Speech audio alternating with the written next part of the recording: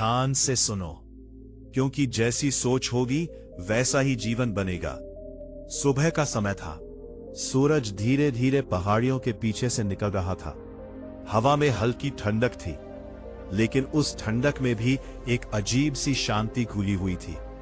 इसी शांति के बीच एक युवक अपने घर के बाहर बैठा था। उसका नाम था अनिरुद्ध। उम्र ज्यादा नहीं थी, लेकिन चेहरे पर थकान साफ दिखाई देती थी। आंखों में उम्मीद कम और शिकायत ज्यादा थी। अनिरुद्ध का जीवन देखने में सामान्य था, पर उसका मन हमेशा अशांत रहता। उसे लगता था कि दुनिया उसके खिलाफ है। वो जो भी करता अधूरा रह जाता। कभी मेहनत का फल नहीं मिलता, कभी लोग साथ छोड़ देते। धीरे धीरे उसके भीतर यह विश्वास बैठ गया था कि उसका जीवन दुखों के लिए ही बना है। जब सुबह होती तो वो दिन की शुरुआत ही नकारात्मक विचारों से करता। आज भी वही संघर्ष होगा। मेरे लिए कुछ अच्छा नहीं हो सकता, दूसरों का भाग्य अच्छा है, मेरा नहीं। ये विचार उसकी सांसों के साथ साथ चलते थे। वो खेत में काम करता, लेकिन मन से नहीं। हाथ हल चलाते थे, पर मन बोझिल रहता। उसे लगता था कि चाहे जितनी मेहनत कर ले, परिणाम वही रहेगा। गांव के लोग उसे समझाते, पर वो हर बात में निराशा ही ढूंढ लेता। किसी की सलाह उसे ताना लगती, किसी की मुस्कान उसे बनावटी लगती। धीरे धीरे लोग भी उससे दूरी बनाने लगे। एक दिन गांव में चर्चा फैल गई कि पास के वन में एक सिद्ध पुरुष ठहरे हैं। कहा जाता था कि वो गौतम बुद्ध के मार्ग पर चलने वाले भिक्षु हैं। लोग बताते थे कि उनके पास बैठते ही मन शांत हो जाता है, जैसे भीतर जमा धूल साफ हो जाती हो। अनिरुद्ध ने पहले इस बात को मजाक समझा। उसे लगा, मेरे दुख कोई साधु कैसे मिटा सकता है। लेकिन उस रात उसे नींद नहीं आई। मन में बार बार वही बात घूमती रही। कहीं भीतर से कोई आवाज कह रही थी, एक बार जाकर देख लो। अगली सुबह वो वन की ओर निकल पड़ा। वन में घुसते ही वातावरण बदल गया। पक्षियों की आवाज, पत्तों की सरसराहट और बीच में एक विशाल पीपल का पेड़। उसी पेड़ के नीचे एक भिक्षु ध्यान में बैठे थे। उनका चेहरा शांत था, जैसे वर्षों से किसी तूफान को देखा ही ना हो। अनिरुद्ध कुछ देर दूर खड़ा रहा, फिर हिम्मत जुटाकर पास गया और बोला, मेरा जीवन दुखों से भरा है। मैं जो भी करता हूं असफल हो जाता हूं। भिक्षु ने आंखें खोली और बिना कुछ कहे उसे देखने लगे। उनकी दृष्टि में न सवाल था न उत्तर, बस गहराई थी। कुछ देर बाद उन्होंने कहा, तुम दिन भर क्या सोचते हो? अनिरुद्ध चौंक गया। उसने जवाब दिया, मैं सोचता हूं कि मेरा जीवन कठिन है। भिक्षु ने मुस्कुराकर कहा, और वही तुम्हारा जीवन बन गया है।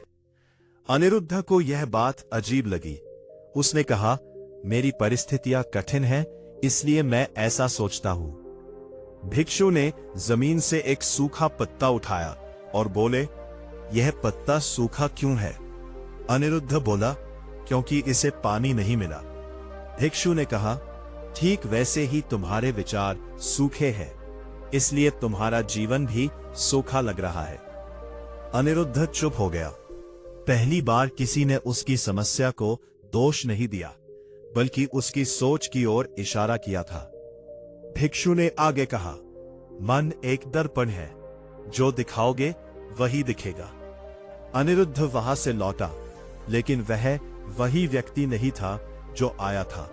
उसके भीतर प्रश्न पैदा हो चुके थे। क्या सच में उसकी सोच ही उसके दुखों का कारण थी? अगले दिन से उसने अपने विचारों पर ध्यान देना शुरू किया। जब मन में नकारात्मक बात आती तो वह रुककर देखता। पहले वह विचारों के साथ बह जाता था, अब उन्हें देखता था। एक सुबह खेत में काम करते समय हल टूट गया। पहले होता तो वह गुस्से में दिन भर खराब कर देता, लेकिन उस दिन उसने सोचा, यह भी एक सीख है। उसे खुद पर ही आश्चर्य हुआ। धीरे धीरे उसने महसूस किया कि जीवन में घटनाएं वही है, लेकिन उनका असर बदल रहा है। जहां पहले वह अपमान देखता था, अब वहां अनुभव दिखने लगा। जहां पहले डर था, अब वहां समझ आने लगी। गांव के लोग भी बदलाव महसूस करने लगे। अनिरुद्ध अब शिकायत नहीं करता था। उसके शब्दों में शांति थी, उसकी आंखों में स्थिरता थी। एक दिन वही भिक्षु फिर दिखाई दिए। अनिरुद्ध उनके पास गया और बोला, अब मुझे दुख कम लगता है, हालांकि परिस्थितियां वही है। भिक्षु ने कहा, क्योंकि अब तुम जीवन को बदलने की कोशिश नहीं कर रहे, अपनी सोच बदल रहे हो। उस रात अनिरुद्ध देर तक बैठा रहा। उसे समझ में आ गया था कि जीवन बाहर नहीं, भीतर से बनता है। संसार वैसा ही है जैसा पहले था, लेकिन उसकी दृष्टि बदल चुकी थी। अब हर सुबह वो एक नया बीज बोता, अच्छे विचार का, क्योंकि उसने जान लिया था, जैसी सोच होगी वैसा ही जीवन बनेगा। समय धीरे धीरे आगे बढ़ रहा था। अनिरुद्ध का जीवन अब बाहर से देखने में पहले जैसा ही था, लेकिन भीतर बहुत कुछ बदल चुका था। पहले वो सुबह आंख खोलते ही बोझ महसूस करता था, अब जागते ही एक क्षण रुककर सांस लेता। उसे अब ये समझ आने लगा था कि हर दिन एक नया अवसर है, न कि पुरानी परेशानियों की पुनरावृत्ति। लेकिन बदलाव का रास्ता इतना आसान भी नहीं था। कभी कभी पुराने विचार अचानक लौट आते। जब फसल ठीक नहीं होती, जब कोई उसकी बात को अनदेखा कर देता, जब कोई उससे आगे निकल जाता, तब मन फिर से वही कहता, देखा, कुछ नहीं बदला। ऐसे क्षणों में अनिरुद्ध का मन डगमगा जाता। उसे लगता कि शायद वो खुद को ही धोखा दे रहा है। लेकिन फिर उसे उस भिक्षु की शांत आंखें याद आती और वो रुक जाता। अब वो तुरंत प्रतिक्रिया नहीं करता था। वो देखता था, ये विचार आया है, लेकिन क्या ये सत्य है? एक दिन गांव में बड़ा विवाद हो गया। दो परिवारों के बीच जमीन को लेकर झगड़ा शुरू हुआ। बात इतनी बढ़ गई कि पूरा गांव दो हिस्सों में बंट गया। लोग आग में घी डाल रहे थे। शब्दों से ज्यादा नफरत फैल रही थी। अनिरुद्ध भी उस जमीन के पास ही खेती करता था। पहले होता तो वह भी किसी एक पक्ष का समर्थन करता, गुस्से में बोलता, लेकिन उस दिन उसने चुप रहना चुना। लोगों ने उससे पूछा, तू चुप क्यों है? डर गया क्या? अनिरुद्ध ने शांति से कहा, डर नहीं, समझ आया है। उसका यह जवाब लोगों को अजीब लगा। कुछ ने उसका मजाक उड़ाया, कुछ ने उसे कमजोर समझा। पुराने अनिरुद्ध को यह सब बहुत चुभता, लेकिन अब वह भीतर से स्थिर था। उसे एहसास हुआ कि हर किसी को अपनी सोच के अनुसार ही दुनिया दिखती है। के लिए धन चाहिए था। पुरानी सोच फिर सिर उठाने लगी। अब सब खत्म हो जाएगा, मैं ये बोझ नहीं उठा पाऊंगा। वो रात भर बेचैन रहा, मन में डर, चिंता, भविष्य की अनिश्चितता। लेकिन सुबह होते ही उसने खुद से एक प्रश्न पूछा, क्या डर मेरी मदद करेगा? उसने वही किया जो उसने सीखा था। उसने परिस्थिति को बदले बिना अपनी सोच को संभाला। उसने लोगों से मदद मांगने में संकोच नहीं किया। उसने मेहनत दोगुनी कर दी, लेकिन बिना शिकायत के। धीरे धीरे रास्ते खुलने लगे। किसी ने थोड़ा पैसा दिया, किसी ने सलाह। इलाज शुरू हुआ। बीमारी पूरी तरह खत्म नहीं हुई, लेकिन हालात संभल गए। अनिरुद्ध ने उस दिन एक गहरी बात समझी। सोच बदलने का मतलब यह नहीं कि दुख नहीं आएगा। सोच बदलने का मतलब है कि दुख तुम्हें तोड़ेगा नहीं। एक सुबह वो फिर उसी वन की ओर गया। पीपल का वही पेड़ था, लेकिन भिक्षु वहां नहीं थे। वो निराश हुआ। उसे लगा शायद उसे फिर मार्गदर्शन की जरूरत थी। वो वहीं बैठ गया, आंखें बंद की। पहली बार उसने ध्यान करने की कोशिश की। सांसों पर ध्यान, मन में उठते विचारों को देखना, बिना पकड़े, बिना लड़ने के। कुछ देर बाद उसे भीतर एक शांति महसूस हुई, जैसे कोई भारी बोझ उतर गया हो। उसे एहसास हुआ कि अब उसे हर सवाल का जवाब बाहर से नहीं चाहिए। जो बीज भिक्षु ने बोया था वो अब जड़ पकड़ चुका था। गांव में अब लोग अनिरुद्ध को अलग नजर से देखने लगे थे। कोई उसे ज्ञानी नहीं कहता था, लेकिन भरोसा करने लगा था। लोग उसके पास बैठकर अपने मन की बातें कहने लगे थे। वो सुनता था, बस सुनता था, बिना जज किए। और ये सुनना ही लोगों के लिए सबसे बड़ी राहत बन गया। एक दिन एक युवक उसके पास आया और बोला, मेरा जीवन बेकार है। अनिरुद्ध ने वही प्रश्न पूछा जो कभी उससे पूछा गया था, तुम दिन भर क्या सोचते हो?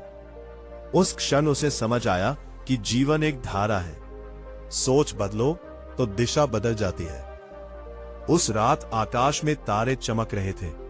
अनिरुद्ध उन्हें देख रहा था। पहले उसे तारे दूर और ठंडे लगते थे, आज वे उसे मित्र जैसे लग रहे थे, क्योंकि अब वो जान चुका था दुनिया वैसी नहीं है जैसी वो दिखती है। दुनिया वैसी है जैसी हम सोचते हैं।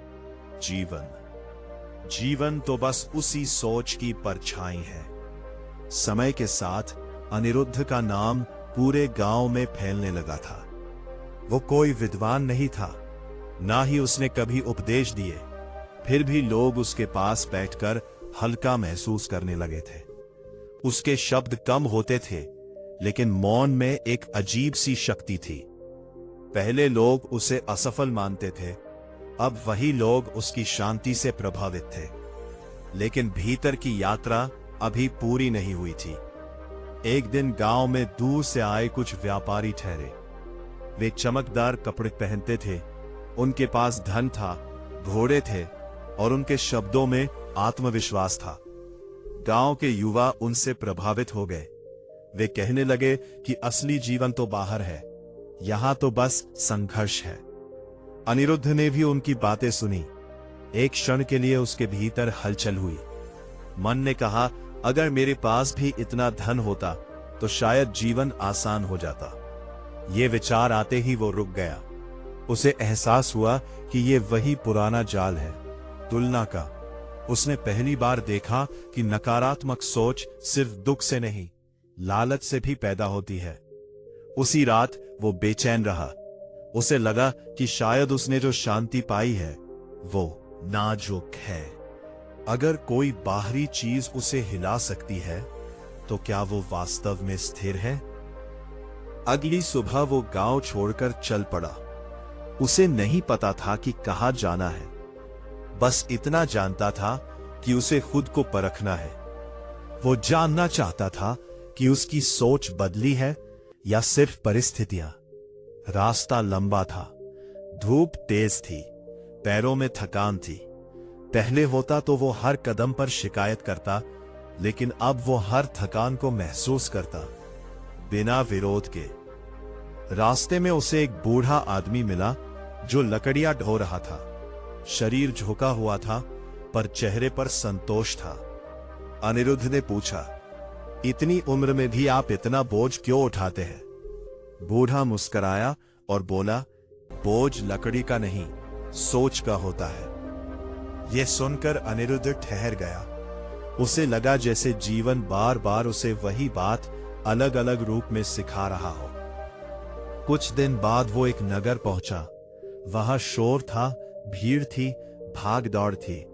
लोग तेज चल रहे थे, तेज बोल रहे थे और भीतर से थके हुए लग रहे थे। अनिरुद्ध को वहां घुटन महसूस हुई।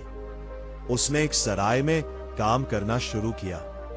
काम कठिन था, लोग रूखे थे, मालिक कठोर था। पुराने अनिरुद्ध के लिए यह जगह असहनीय होती, लेकिन अब वो हर अनुभव को शिक्षक की तरह देखने लगा।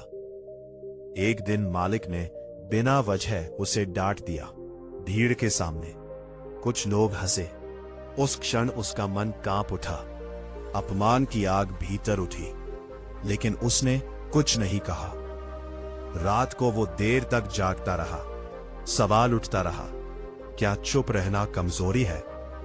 अगली सुबह उसने मालिक से शांत स्वर में बात की। न गुस्सा न डर, सिर्फ सच्चाई। मालिक पहली बार चुप हो गया। शायद उसे भी अपनी कठोरता का एहसास हुआ। अनिरुद्ध ने उस दिन जाना, शांति का मतलब सहना नहीं होता। शांति का मतलब सही समय पर सही स्वर में बोलना होता है। नगर में रहते हुए उसने बहुत कुछ देखा। कुछ लोग बहुत धनवान थे, लेकिन आंखों में नींद नहीं थी। कुछ लोग गरीब थे, लेकिन हंसते थे। यह दृश्य उसे भीतर तक छू गया। एक रात उसने एक आदमी को देखा जो सब कुछ होते हुए भी अकेला था। उसने पूछा, तुम इतने दुखी क्यों हो? आदमी बोला, क्योंकि मुझे हमेशा और चाहिए। यह सुनकर अनिरुद्ध को जैसे बिजली सी लगी। उसे समझ आया कि असंतोष भी एक सोच है, और वो सोच कभी शांत नहीं होने देती।